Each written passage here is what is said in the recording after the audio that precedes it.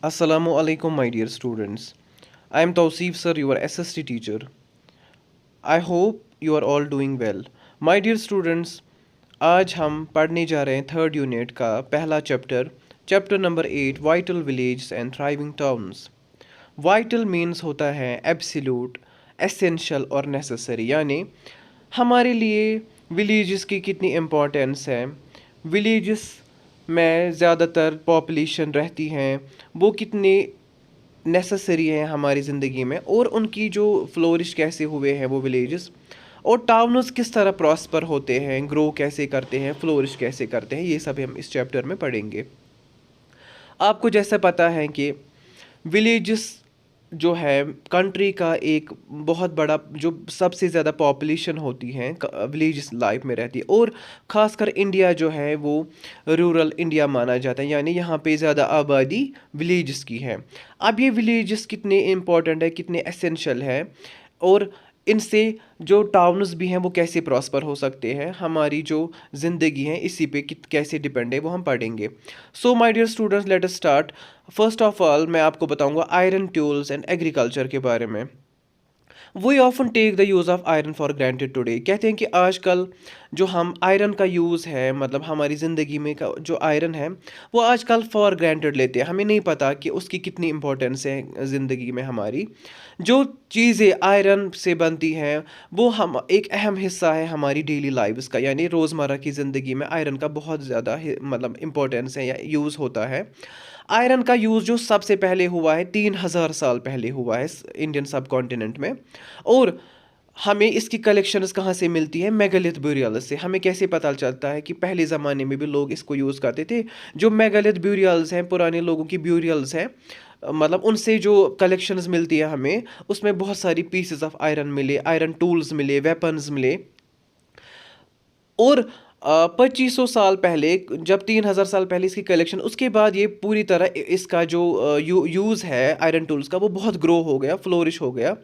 और जैसे इसमें इंक्लूड है एक्सेस कैसे यूज़ होती थी फॉरेस्ट्स को क्लियर करने के लिए, या आयरन प्लफ शेयर जो ज़मीनों की खुदाई के लिए, ज़मीन को फर्टाइल बनाने के लिए आयरन प्लफ शेयर का यूज़ होता था।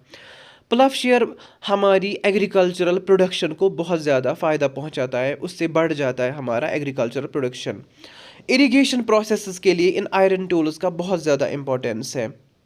पहले ज़माने में किंग्स और किंगडम्स जो होती थी, बड़ी बड़ी सल्तनतें और उनके किंग्स, कहते हैं कि वो एग्जिस्ट तब करते थे जब उनको सपोर्ट मिलता था इन्हीं फ्लोरिशिंग, जो मतलब किस बहुत हद तक बढ़ जाते थे ये जो इरिगेशन प्रोसेस में, उनके खेतों से जो ये टैक्सेस वगैरह आते थे, और नए नए टूल्स जो आयरन से उनके जो ये फ्लोरिश हो गए, या इन एडवांस टूल्स से उनका जो ये बढ़ गया एग्रीकल्चरल प्रोडक्शन, या सिस्टम ऑफ ट्रांसप्लांटेशन चेंज हो गया। और इससे क्या हो गया कि प्रोडक्शन, जो कंट्री की प्रोडक्शन होती है या किसी पर्टिकुलर किंगडम की जो प्रोडक्शन है वो बहुत बढ़ गई। तो इरिगेशन प्रोसेस जो है वो कैसे मतलब वर्क होने लगा। फिर जब बड़े बड़े खेत आने लगे तो नई नई टेक्नोलॉजीज भी पैदा हो गई। इस टाइम पे क्या हो गया कि फिर इरिगेशन प्रोसेस में बड़ी बड़ी कैनल्स का यूज़ किया गया पानी देने के लिए, इन जो ये खेत वगैरह थे बड़े बड़े, या वेल्स का यूज़ किया गया, ट्यूबवेल्स, टैंक्स, या आर्टिफिशियल लेक्स बनाई गई ताकि हमारे जो खेत हैं उन तक पानी पहुँचे। कहते हैं कि इसमें अब हमें ये पढ़ना है कि जो ये विलेजेस होते हैं, इरिगेशन वर्कर्स कैसे हम मेंशन करते हैं, जैसे लेबर जो होता है वो लोग देते हैं, फार्मर्स को बेनिफिट क्रॉप प्रोडक्शन से मिलता है, और फार्मर्स का ये जो प्रोडक्शन है वो भी बढ़ता था। किंग्स को प्लान ये मनी और प्लान इरिगेशन प्रोसेस का ज़्यादा मतलब इल्म होने लगा। अब कौन लोग who lived in the villages, इसके बारे में हमें पढ़ना है। कहते हैं कि 3 तरह के लोग विलेजेस में रहते थे, मैं आपको अलग अलग कैटेगरीज बताऊंगा। एक वो लोग रहते थे जो साउदर्न और नॉर्दर्न इंडिया सब मतलब सब कॉन्टिनेंट में हमारे होते थे, इंडियन सब कॉन्टिनेंट या साउथ पार्ट या नॉर्थ पार्ट में।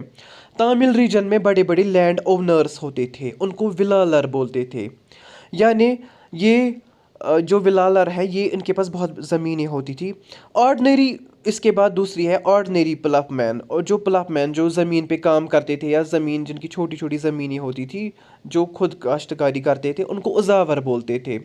लैंड और दूसरा है land labourer, landless labourers. Landless labourers होते हैं जिनके पास कोई ज़मीन नहीं होती थी, मगर उनमें स्लेव्स भी आते हैं, उनको कड़िसियार या एडमाई बोलते हैं। अब क्या होता है कि जो विलेज होता है उसमें एक हेड होता था, हेडमैन, जिसको उसको ग्रामा बोजका बोलते थे। वो यूजुअली मैन होते थे और जनरेशन टू जनरेशन उनकी पोजीशन जो होती थी वही होती थी जो उनके फैमिली से होते थे। ये एक हेरिडिटेरी थी। ग्राम बोजुका जो थे वो लार्जेस्ट लैंड ओनर्स थे।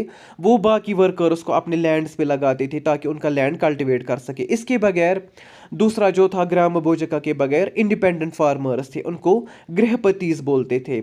इसके बगैर जिनके पास ये जो लैंड वगैरह नहीं था, who did not own there land, वो दूसरे पे काम करते थे, उनको दसा कर्मकारा बोलते थे। उनके पास कोई ज़मीन नहीं होती थी।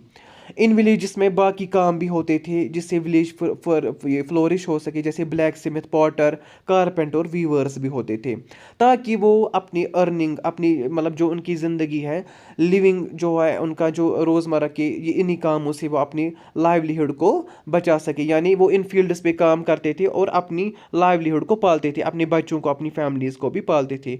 My dear students, this is all for today. हम कल नया टॉपिक पढ़ेंगे। I hope you understand. Allah Hafiz.